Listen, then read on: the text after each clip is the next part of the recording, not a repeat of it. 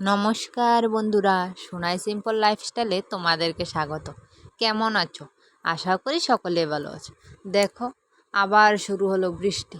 বৃষ্টি তো থামার নামই নিচ্ছে না। যে পরিমাণে বৃষ্টি শুরু হয়েছে, এই বৃষ্টিতে তো একটু কাঁঠাল খেতেই হয়। সেজন্য কাঁঠাল নিয়ে এলো, আর তোমাদের দাদা নিয়ে এলো মাছ। আজ মাছ রান্না করবো দুইভাবে। দেখো, কিছুটা মাছ আমি আলগা করে নিয়েছি, আর আজ মাছটা অন্যভাবে রান্না করবো বলেছিলাম। প্রথমে আমি মাছ কয়েকটা আলগা করে নিয়েছি, তারপর দিয়েছি পেঁয়াজ বাটা, লঙ্কা বাটা, রসুন 2 কোয়া, তারপর দিয়ে দিচ্ছি লবণ, হলুদ, তেল। এখন ভালো করে মেখে নেব মাছটা। কেউ যদি না খেয়ে থাকো, একদিন এভাবে বানিয়ে খেয়ে দেখো, আশা করি সকলের ভালো লাগবে। দেখো, মাছটা ম্যারিনেট করে রেখে দেব। আর এখানে আমি মাছ ভাজা বসিয়ে দিয়েছি, অন্যদিকে মাছ ভেজে রেখে দেব। আর এখানে আমি মাছের মাথাটাও ভেজে নিচ্ছি। আর কাল খিচুড়ি করে এতটুকু খিচুড়ি বেঁচে গেছে, তাই এটাকে খাওয়া চলবে এখন। আর দেখো, এখানে আমি মাছ পেঁয়াজি বসিয়ে দিয়েছি।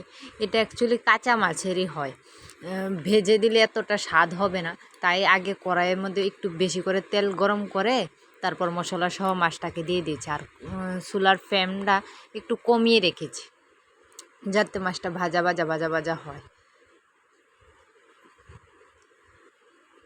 আর এটাতে একটু তেলটা একটু বেশি দিলে ভালো হয়, কারণ তেলের উপরই মাছটা ভাজা হবে। দেখো, মাছটা ঠিক এরকম একটা লুক দিচ্ছে। আসলে এই রান্নাটা আমি আমার মার কাছ থেকে শিখেছি, তাই তোমাদের সাথে শেয়ার। আর এখন আমি কালকে রাত্রের কিছু ক্লিপ অ্যাড করেছি। দেখো, এখানে আমি ষষ্ঠীর ক্লিপটা অ্যাড করেছি। দেখো, এখানে আমার শাশুড়ি আমাদেরকে ষষ্ঠী দেবার জন্য রেডি হয়ে গেছে, তাই ভাবলাম তোমাদের সাথে শেয়ার করি ষষ্ঠীর ক্লিপটা। আর এখন আমার বর্মশাইকে ষষ্ঠী দিচ্ছে। দেখো, ও বসে আছে ষষ্ঠীর জন্য, ওকে বলছি একটু তাকাও, তাকাচ্ছেই না। আর এখানে ওকে বললাম, তাহলে এবার আমারটা সময় তুমি নাও ক্লিপ, ভিডিও ক্লিপ। এবার আমাকে ষষ্ঠী দিচ্ছে, দেখতে পাচ্ছ। আর আসলে এই শাড়িটা আমার শাশুড়ি আমাকে ষষ্ঠী উপলক্ষে দিয়েছে, সেই জন্য উনি বলেছিল এই শাড়িটা পরে বসার জন্য। আসলে এটার সাথে কোনো ব্লাউজ কাটিনি, সেই জন্য আমি করতে পারিনি। আর আমাদের দেখো, ষষ্ঠী দিয়ে দিয়েছে। এখন তোমাদের দাদাকে কিসের জল বলে এটা দিচ্ছে। এই নিয়মগুলি কার কার বাড়িতে আছে একটু কমেন্ট করে জানিও, যাদের ষষ্ঠী আছে। ষষ্ঠী নিয়ে একটা দুঃখের বিষয়, ভাবছিলাম এবার বাড়ি যাব, কিন্তু এটা আর হলো না। তাই এখন আমি শাশুড়ি মার থেকে ষষ্ঠী খেয়ে নিচ্ছি। তোমাদের দাদাকে বলছিল এটার গন্ধ নিতে। আর দেখো, এখন আমাকে দিচ্ছে ষষ্ঠী।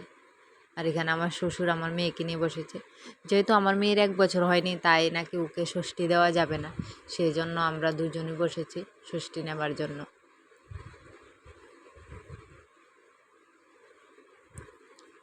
আর দেখো, আমি দেখছিলাম এটার মধ্যে কি কি আছে, তারপর দিয়ে দিচ্ছি আমার শাশুড়ি মার কাছে। আর এখন আমার শাশুড়ি মা আমাদের হাতে সুতোটা বেঁধে দিচ্ছে। আসলে অন্য বছর দুব বা ঘাস বাঁধা হয়, কিন্তু এবছর বাঁধা হয়নি,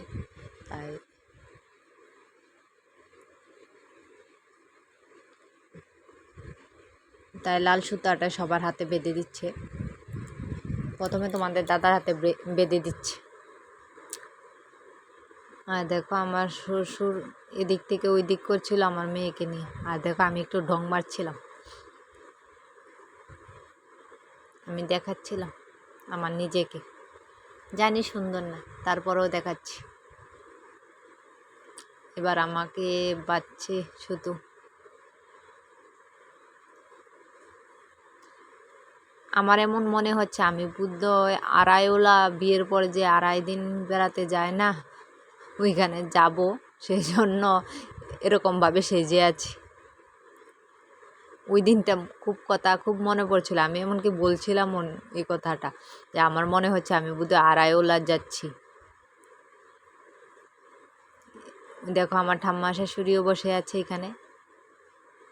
আর এখানে আমাদের প্রসাদ দিয়ে দিয়েছে। তোমাদের দাদা প্রসাদটা ওইখানে ছিল, আমি টেনে নিয়ে এলাম আমার কাছে। আর দেখো তোমাদের দাদা হাতটা এদিকে নিয়ে নিচ্ছিল, আমি টেনে ওই দিকে নিয়ে দিচ্ছি। আচ্ছা ঠিক আছে, আমরা তো প্রসাদ খাচ্ছি।